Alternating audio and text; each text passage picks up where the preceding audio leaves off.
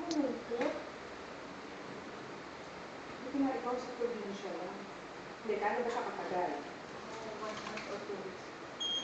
Hindi makakalagkot. Matagal. Baba ka natin. Wala kang pagluluto, wala kang magkakaibang na. Pumapasok ka pa ba? Nag-resign ako. Talagang precious baby. Bakit? Ayaw lang. Hindi, actually po, we decided na mag-resign ako. Kasi gusto na yung magka-baby. Gusto na magka-baby na ako. Kaya ka ba nag-resign? Last September.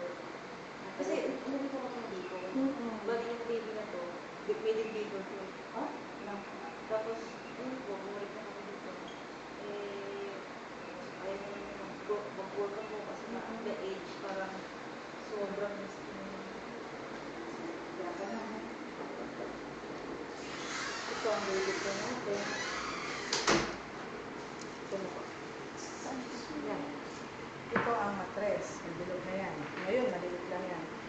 If you look at inside, tignan niyo po yung mangga ako para dito mo.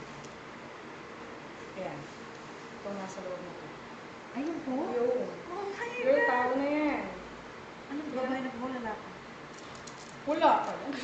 Itong buwan ka tayo niya. Pero if you look at it, so, babalik ko. Yan po tayo ang itsura, diba? Please, ano ko lang, enlarge ko lang. Switching na sa loob. Yan. Oh my God, baby. Almost mga 8 weeks, 7 to 8 weeks na tayo, diba? Sukatin ko mamaya. Tingnan niyo kung maigi. Sa loob, meron akong, tingnan mo maigi, ma'am. Napapansin ka? Gumagalan-galan? Yung malakas na yan. Ito po sa gitna. Opo.